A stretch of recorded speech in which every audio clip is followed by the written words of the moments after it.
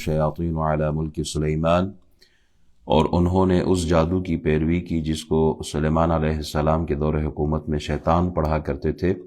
وما کفر سلیمان ولکن الشیاطین کفروا یعلمون الناس السحر، حالانکہ سلیمان علیہ السلام نے کوئی کفر نہیں کیا بلکہ شیطانوں نے ہی کفر کیا، وہ لوگوں کو جادو سکھایا کرتے تھے۔ گزشتہ درس میں ہم آیت نمبر 102 پر کلام کر چکے ہیں، اور آج بھی انشاءاللہ آیت کے بقیہ حصے پر ہم کچھ کلام کریں گے۔ جادو کے حوالے سے تھا، جادو کے متعلق نبی پاک علیہ الصلوۃ والسلام کی حدیث مبارک ہے۔ حضور علیہ الصلوۃ والسلام فرماتے ہیں اجتنبوا السبع الموبقات، 7 ہلاک کر دینے والی چیزوں سے بچو۔ 7 ایسے اعمال ہیں جن کے کرنے سے ایمان ختم ہو جاتا ہے، ایمان برباد ہو جاتا ہے۔ اعمال جو کیے ہوں، اگر کوئی نماز روزہ حج زکوٰۃ کوئی کیے بھی ہوں، تو اس عمل کے کرنے سے سب کچھ برباد ہو جاتا ہے۔ دل کا جو نور ہوتا ہے وہ نور ختم ہو جاتا ہے، آخرت برباد ہو جاتی ہے، دنیا ختم ہو جاتی ہے، اس کے پلے کوئی چیز رہتی نہیں ہے۔ یہ وہ کام ہے کہ جس کے کرنے سے انسان کا کردار خراب ہوتا ہے اور انسان کے احوال و اخلاق برباد ہو جاتے ہیں۔ کون سے ہیں وہ کام؟ صحابہ نے پوچھا قالوا یا رسول اللہ وما ہن، حضور آپ ارشاد فرمائے وہ 7 کام کون سے ہیں؟ تو نبی پاک علیہ الصلوۃ والسلام نے ارشاد فرمایا قال الشرک باللہ، اللہ کے ساتھ کسی کو شریک ٹھہرانا۔ اللہ کے ساتھ شرک کیا تو جو کچھ کمایا وہ سب برباد ہو جاتا ہے۔ دوسرا والسحر، جادوگری۔ تیسرا وقتل النفس التي حرم اللہ الا بالحق، کسی ایسی جان کو ناحق قتل کرنا جس کا قتل اللہ نے حرام فرما دیا ہو، کسی کو ناحق مار دینا۔ وَأَكْلُ الرِّبَا، سود کھانا، وَأَكْلُ مَالِ الْيَتِيمِ، یتیم کا مال کھانا، وَتَوَلِّ يَوْمَ الزَّحْفِ، اللہ کی راہ میں جہاد کے میدان سے پیٹھ پھیر کر بھاگ جانا، وَقَذْفُ الْمُحْصَنَاتِ الْمُؤْمِنَاتِ الْغَافِلَاتِ، پاک دامن انجان ایمان والی خواتین پر تہمت لگانا۔ یہ وہ 7 اعمال ہے جس کے کرنے سے ہلاکت ہے، بربادی ہے۔ اس حدیث پر اگر آپ غور کریں تو سب سے پہلے نبی پاک علیہ الصلوۃ والسلام نے شرک کا ذکر کیا، اور اس کے بعد بہت بڑا گناہ وہ کیا ہے جو کہ قتل سے بھی پہلے حضور نے بیان فرمایا۔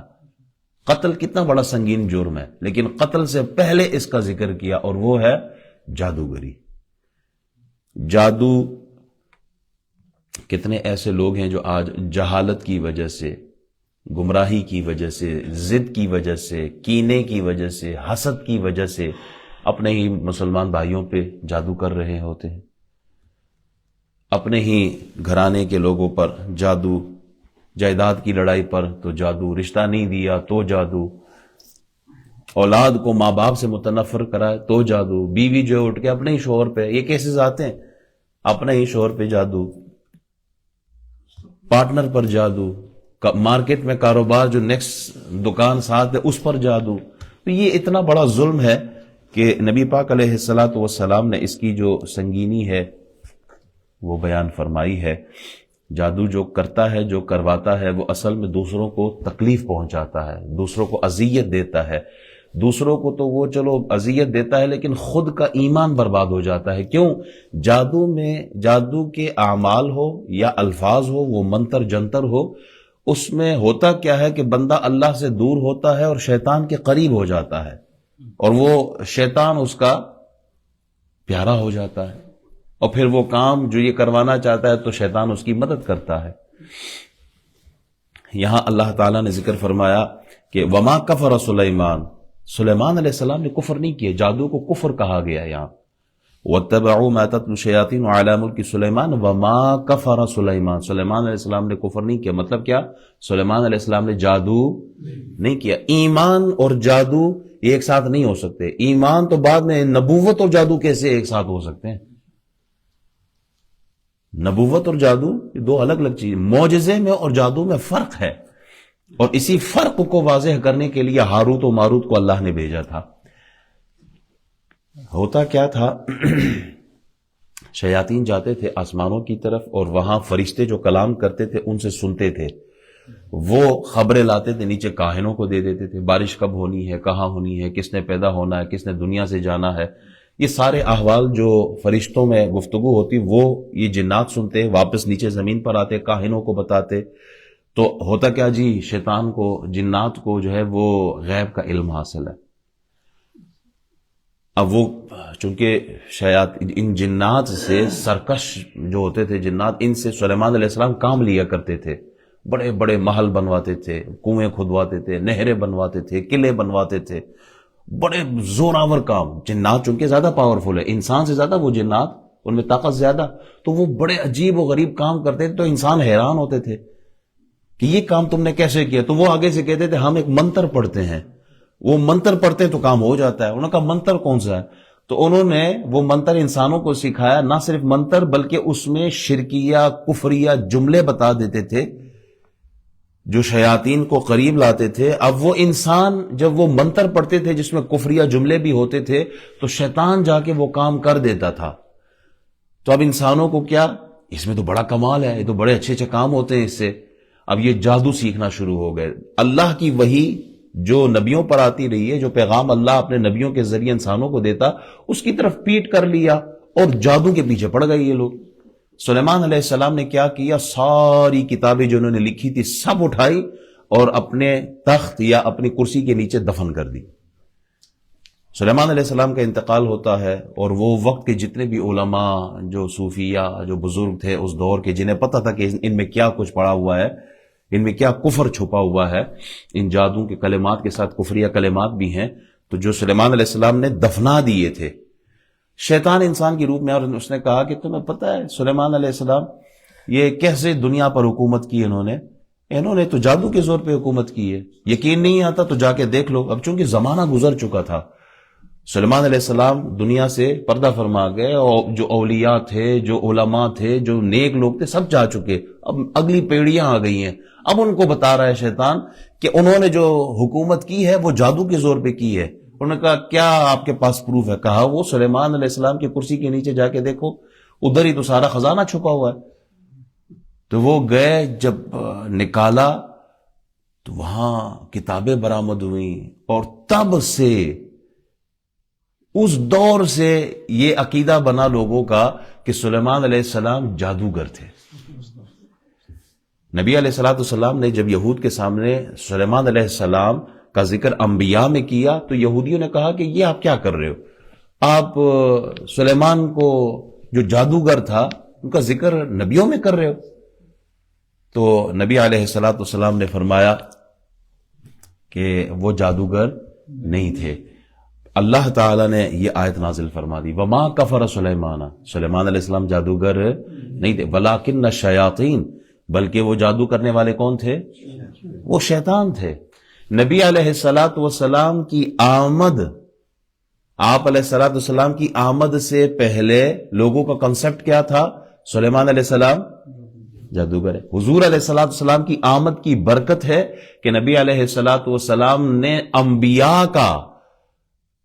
کا جو اصل مقام و مرتبہ ہے وہ لوگوں پر واضح کیا.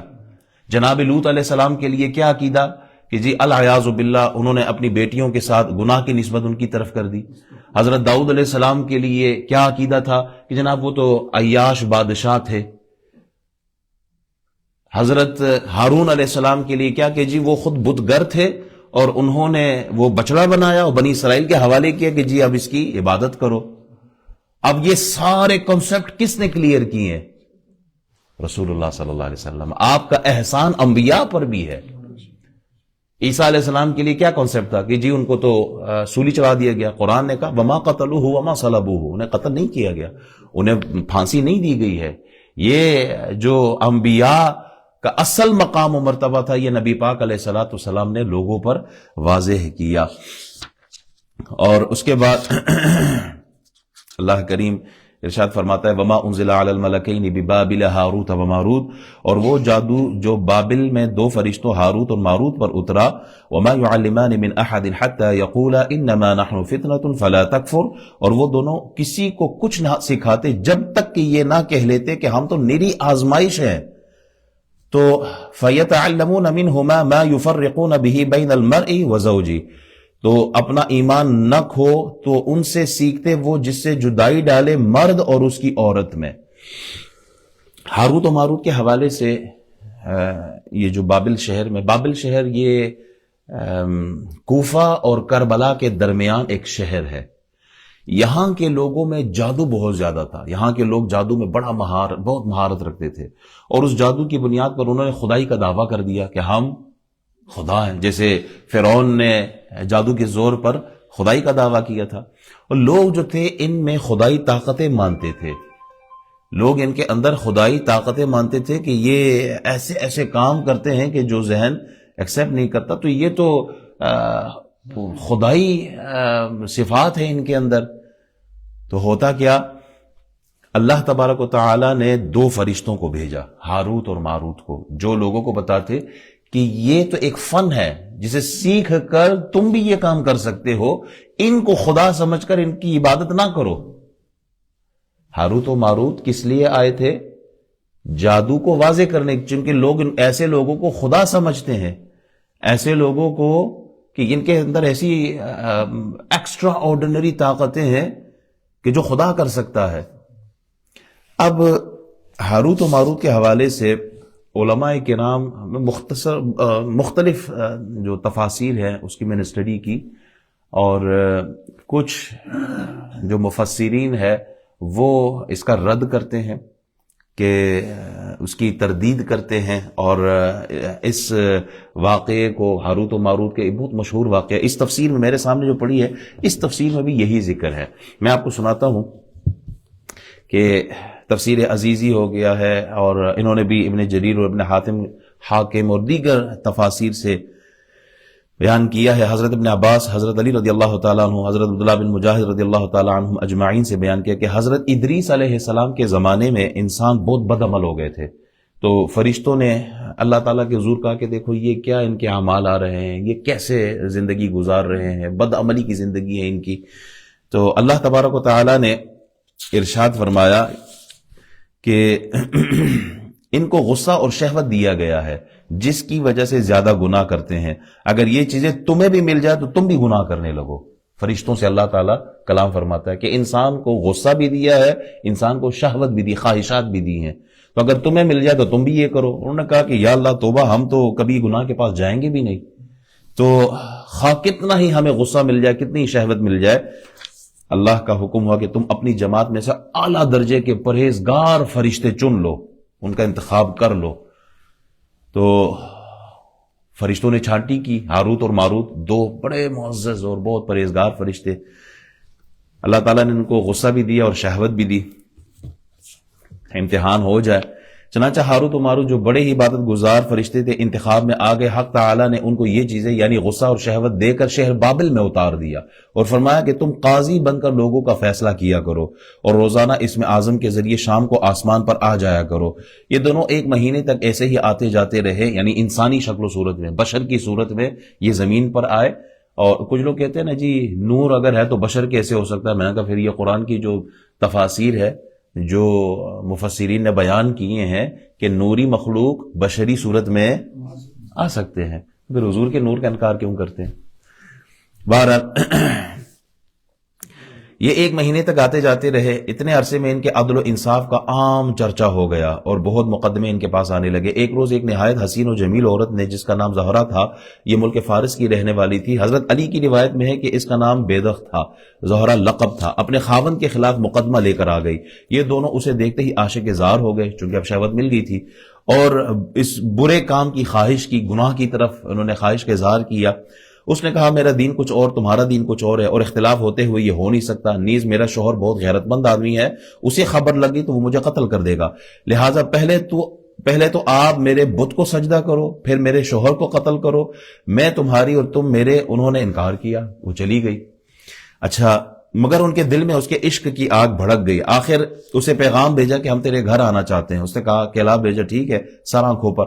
یہ دونوں اس کے گھر پہنچے. اس نے اپنے آپ کو آراستہ کیا، بولی کہ یا تو آپ لوگ مجھے اسم اعظم سکھا دے، یا بت کو سجدہ کرے، یا شوہر کو قتل کرے، یا شراب پی لے.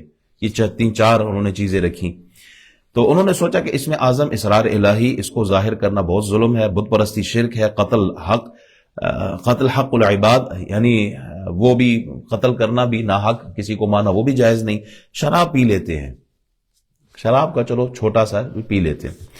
اچھا انہوں نے شراب پی لی, شراب پی کر مست ہو گئے تو اس نے ان سے بت کو سجدہ بھی کروا لیا, شوہر کو قتل بھی کروا لیا, اس میں عزم بھی لے لیا.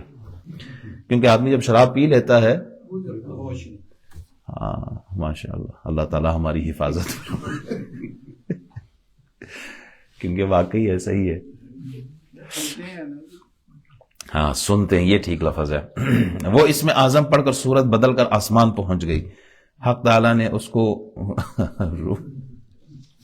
اللہ ہماری حفاظت فرمائے.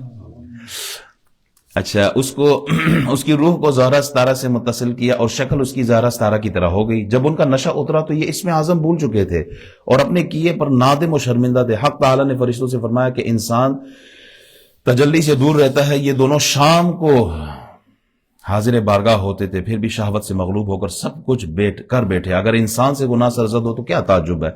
تمام فرشتوں نے اپنی خطا کا اقرار کیا اور زمین والوں پر بجائے لان تان کرنے کے ان کے لیے دعائیں مغفرت کرنے لگے. قرآن کی آیت ہے نا, والملائکۃ یسبحون بحمد ربہم ویستغفرون, یعنی وہ فرشتے جو ہے وہ اللہ کی حمد بیان کرتے ہیں اور انسانوں کے لیے, مومنوں کے لیے مغفرت کی دعا بھی کرتے ہیں. والملائکۃ یسبحون بحمد ربہم ویستغفرون لمن فی الارض.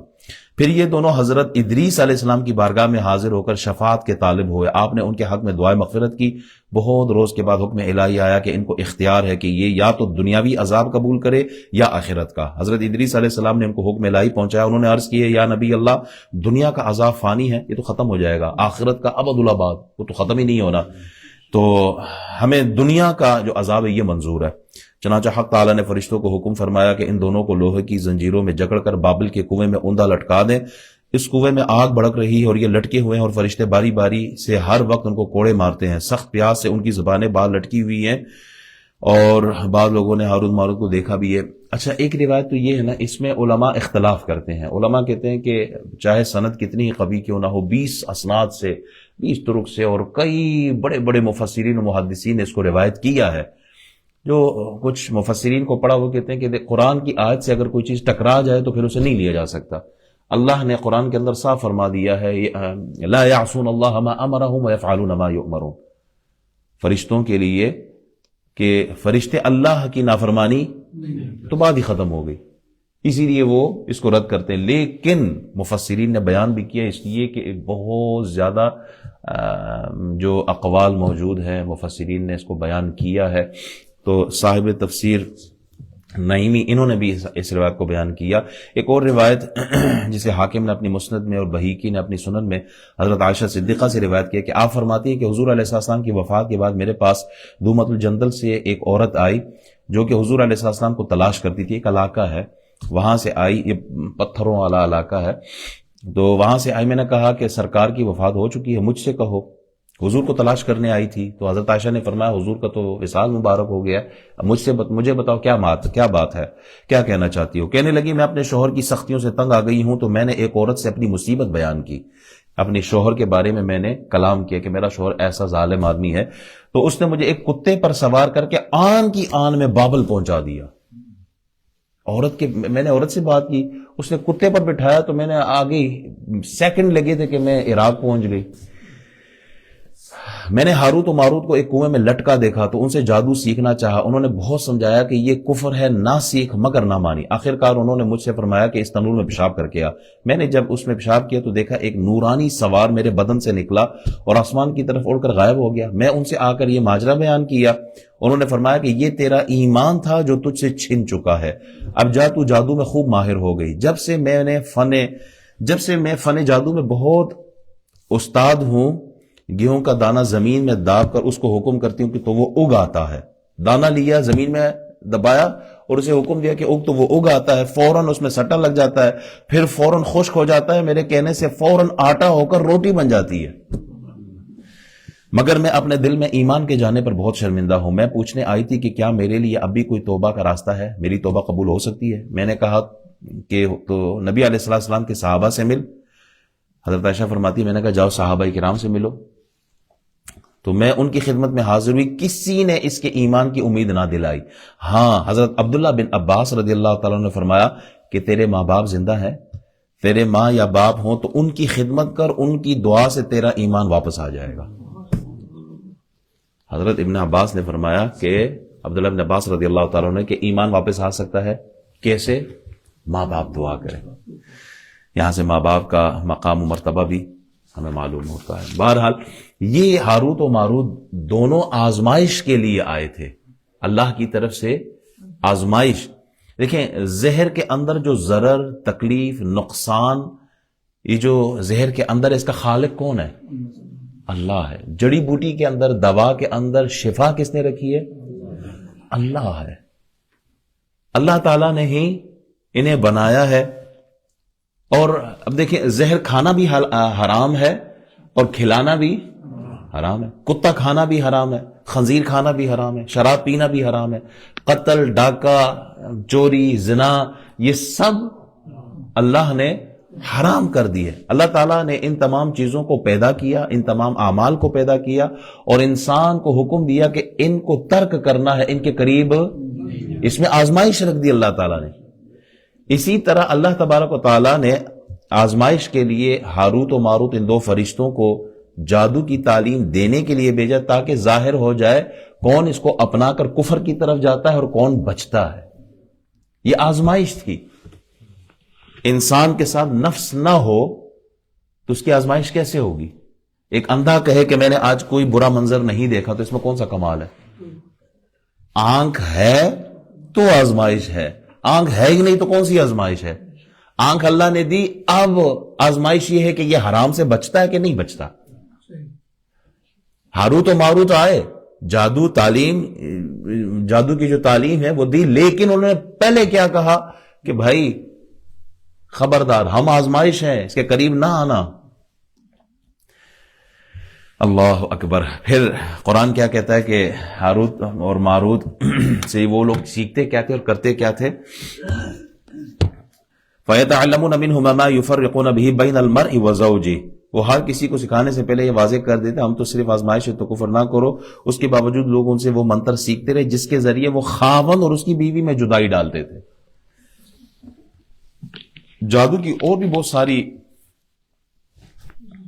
جو بری خصلتیں ہیں، اس کے اندر برے کام ہیں، وہ ہوتے ہیں، لیکن ایک خاص طور پر جو بیان کیا ہے اللہ نے اپنے کلام میں وہ کیا ہے کہ میاں بیوی کے درمیان جدائی ڈال دیتے. اس سے معلوم یہ ہوا کہ دو محبت کرنے والوں کے درمیان نفرت کا بیج بویا جا سکتا ہے جادو کے ذریعے. دو بندوں کو اگر جدا کرنا ہے تو وہ ظالم کیا کرتے تھے؟ جادو کر دیا کر. یہ یہودیوں کا یہ بہت بڑی بری خصلت تھی ان کی. حضرت جابر رضی اللہ تعالیٰ عنہ سے روایت ہے کہ نبی پاک علیہ السلام فرماتے شیطان جو ہے نا یہ اپنا تخت پانی پہ بچھاتا ہے، سجاتا ہے، پھر اپنے لشکر روانہ کرتا ہے، پھر وہ آتے ہیں اس کے چیلے، کوئی کہتا ہے میں نے آج یہ کام کر دیا ہے، کوئی کہتا ہے میں نے یہ کر دیا ہے. تو شیطان خوش نہیں ہوتا. مفہوم بتا رہا ہوں حدیث کا. وہ کہتا ہے تو نے کیا کام کیا؟ کوئی کام نہیں کیا. ایک آ کے کہتا ہے او میں نے فلاں بندے کے پیچھے لگا ہوا تھا تو میں نے کام کر دیا، میاں بیوی کے درمیان جدائی ڈال دی. تو شیطان کہتا ہے شاباش کام ہی تو نے کیا ہے. اور ایک روایت میں آتا ہے کہ وہ کھڑے ہو کے اس کو گلے بھی لگاتا ہے کہ یہ تو نے اصل کام کیا. کیوں؟ دیکھیں گھر بنتا ہے میاں بیوی سے. اب وہ صرف ایک گھر نہیں رہا، میاں بیوی کا مطلب دو خاندانوں کا آپس میں تعلق ہے. ان کی جدائی دو بندوں کی جدائی نہیں ہوتی، دو فیملیز جدا ہو جاتی ہیں، دو خاندان جدا ہو جاتے ہیں. اور نفرت کا بیج بونا اصل شیطان کا کام ہی یہی ہے. شیطان انسان کا دشمن ہے. میاں بیوی کے درمیان تفریق ڈالنا یہ تو شیطانی کام ہے. کتنے ایسے ظالم لوگ ہیں ہمارے آج کے معاشرے میں کہ وہ دو میاں بیوی جو خوش خرم زندگی گزارتے ہیں، حسد کی وجہ سے، کینے کی وجہ سے، بغض کی وجہ سے پسند نہیں کرتے ہیں. کزنز ہوتے ہیں، رشتہ دار ہوتے ہیں، وہ جا کے جناب یہ بنگالی بابو کے پاس، بنگالی جادوگر، وہ فلانا جادوگر، وہ فلانا. ہمارے ہاں تو کراچی میں وہ دیواروں پہ بھی لکھا ہوتا ہے، پاکستان بلکہ ہر جگہ ہی ہے، فلاں بنگالی جادوگر، فلاں پہنچا وہ بزرگ، ان کے پاس آؤ، سارے کام محبوب آپ کے قدموں میں، فلانے کا یہ تو فلانے کا بیٹا نہیں ہوتا تو بھی ان کے پاس آؤ. پھر آگے کیا کچھ ہوتا ہے، کیا کیا کہانیاں نکلتی ہیں، ظلم، تباہی. یوٹیوب پہ پیسے بعد میں لیں گے، کام پہلے کریں گے، یہ بھی آتا ہے. یوٹیوب پہ. استغفر اللہ. اللہ تعالیٰ ہماری حفاظت فرمائے, اللہ تعالیٰ ہم سب کو محفوظ رکھے. بھئی یہ عقیدہ رکھنا چاہیے. دیکھیں قرآن کی وہ آیت فنش کر لوں آیت کو, تو اللہ تبارک و تعالیٰ کیا ارشاد فرماتا ہے, وما هم بضارین به من احد الا باذن اللہ. اللہ تعالیٰ کی اجازت کے بغیر وہ اس جادو سے کسی کو نقصان نہیں پہنچا سکتے. ہمارا عقیدہ کیا ہے؟ جادو کرنے کا مطلب یہ نہیں ہے کہ یہ اللہ تعالیٰ کے اختیار سے باہر ہو گیا ہے. اللہ کے اختیار سے باہر نہیں. یہ ذہن میں رکھنا چاہیے کہ کوئی بھی اس جادو کے ذریعے اللہ کی اجازت کے بغیر کسی کو نقصان نہیں پہنچا سکتا. آگ کے اندر بذات خود جلانے کی طاقت نہیں ہے. آگ کے اندر بذات خود جلانے کی طاقت نہیں ہے. آگ میں جلنے کی جو صلاحیت ہے اور جلانے کی جو صلاحیت ہے یہ کس نے ڈالی ہے؟ اللہ تعالیٰ نے. اور اللہ چاہے تو جناب ابراہیم علیہ السلام پر آگ ٹھنڈی ہو جائے. چھری کے اندر بذات خود کاٹنے کی صلاحیت نہیں ہے. اللہ چاہے تو حضرت اسماعیل علیہ السلام کو چھری کے نیچے سے بچا لیتا ہے. زہر کے اندر بذات خود مارنے کی, موت کی صلاحیت نہیں ہے, نقصان دینے کی صلاحیت نہیں ہے. اگر زہر کے اندر خود موت کی صلاحیت ہوتی, نقصان کی اور ضرر کی اور تکلیف کی صلاحیت ہوتی, تو خالد بن ولید پورا پیالہ کیسے پی لیتے؟ اللہ تعالی نے یہ اثر رکھا. اور اصل ذات مؤثر حقیقی اللہ کی ذات. اللہ فرماتا ہے کہ اللہ کے حکم کے بغیر, اللہ اکبر, اللہ تعالیٰ کی اجازت کے بغیر وہ اس جادو سے کسی کو نقصان نہیں پہنچا سکتے. اور وہ اس چیز کو سیکھتے ہیں جو ان کے لیے نقصان دہ ہے اور نفع بخش نہیں ہے. اور وہ اچھی طرح جانتے ہیں کہ جس نے اس جادو کا سودا کیا اس کے لیے آخرت میں کوئی حصہ نہیں ہے, اور بہت بری چیز ہے جس کے بدلے میں انہوں نے اپنے آپ کو بیچ ڈالا ہے. کاش وہ جانتے. 10 روپے کی خاطر, 1000 روپے کی خاطر, لاکھ روپے کی خاطر کیسے اپنے ایمان کا سودا کرتے ہیں یہ ظالم. جادو کرنے والا اور کرانے والا آخرت میں اپنا سب کچھ, بلکہ دنیا میں بھی ذلیل و خوار ہوتا ہے اور آخرت میں بھی ذلیل و خوار ہوگا. اللہ فرماتا ہے کہ ان کا یہ سودا آخرت میں کوئی حصہ نہیں ہے ان لوگوں کا. جو قرآن کی آیتوں کو پاؤں کے نیچے رکھ کر ٹوائلٹ جائے تو اس کا کیا بچتا ہے؟ جو حیض کے خون سے قرآن کی آیتیں لکھے ان کا ایمان کدھر سلامت رہتا ہے؟ جو جتنا بڑا غلیظ کام کرتا ہے وہ اپنے جادو میں ماہر ہوتا ہے. محرم رشتوں کے ساتھ گناہ کرنا, بہن بیٹی اور العیاذ باللہ, یہ جادو اسی طرح یہ تقویت اور قوت پاتے ہیں جب یہ غلیظ کام کرتے ہیں. تو اللہ فرماتا ہے آخرت میں کوئی حصہ ان کا نہیں ہے اور ہونا بھی نہیں ہے. پھر آخری آیت, وَلَوْ أَنَّهُمْ آمَنُوا وَاتَّقَوْا لَمَثُوبَةٌ مِّنْ عِندِ اللَّهِ خَيْرٌ لَوْ كَانُوا يَعْلَمُونَ. اور اگر وہ ایمان لاتے اور پرہیزگار بنتے تو اللہ تعالیٰ کے ہاں اس کا ثواب بہت اچھا ہوتا, کاش وہ جانتے. اللہ کریم ارشاد فرماتا ہے کہ یہ جادو ٹونے کرنے والے, یہ اگر شیطان کی پیروی نہ کرتے, یہ اللہ کے حکم کو مانتے, تو انہیں رزق بھی ملتا, انہیں عزت بھی ملتی, انہیں جو یہ چاہتے وہ اللہ عطا فرماتا. اللہ کے حکام کی تعمیل کرتے نا, تو عزت دینے والی ذات کون ہے؟ رزق دینے والی ذات کون ہے؟ 1000 لاکھ روپے کی خاطر آپ جادو کرتے کرواتے ہو تو یہ پیسہ تو ادھر ہی ختم ہو جانا ہے. اللہ سے جو ڈرتا ہے, وَمَن يَتَّقِ اللَّهَ يَجْعَل لَّهُ مَخْرَجًا, اللہ فرماتا ہے جو مجھ سے ڈرتا ہے میں وہاں سے رزق دیتا ہوں جہاں اس کو وہم و گمان بھی نہیں ہوتا. اور پھر اس آیت نمبر 103 میں اللہ فرماتا ہے کہ یہی مفہوم ہے کہ جو جادو کے ذریعے مال دولت عزت کمانا چاہتے ہیں وہ یہ ہمیشہ اپنے ذہن میں رکھے کہ اس میں خسارہ ہی خسارہ ہے, یہاں سے کچھ بھی حاصل نہیں ہونا. اور خیر جادو میں نہیں رکھا, خیر اللہ نے تقوی میں رکھا.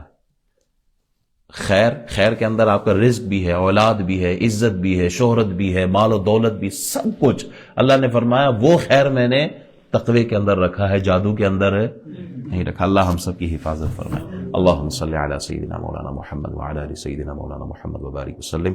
الہی ہمارا بیٹھنا سننا سنانا اپنی بارگاہ میں قبول فرما۔ یا اللہ قرآن کی نورانیت سے ہم سب کے سینوں کو منور فرما، جادو سے، غلیظ حرکتوں سے، حاسدوں کے حسد، شریروں کی شرارت سے اللہ ہم سب کی حفاظت فرما۔ جتنے مسلمان بیمار ہیں اللہ سب کو شفائے کاملہ عطا فرما۔ میرے چچا جان بیمار ہیں، ان کے لیے دعا کر اللہ کریم ان کو صحت کاملہ عطا فرمائے، اللہ تعالیٰ ان کا سایہ سلامت فرمائے، خیر و عافیت والی لمبی حیاتی عطا فرمائے۔ اللہ ہم سب کا خاتمہ ایمان پر فرما۔ ہمارے بزرگ جو دنیا سے گئے اللہ ہم سب کو جنت الفردوس میں اعلیٰ مقام عطا فرما۔ جن کے والدین حیات ہیں اللہ ان کا سایہ تادیر قائم اور دائم فرما۔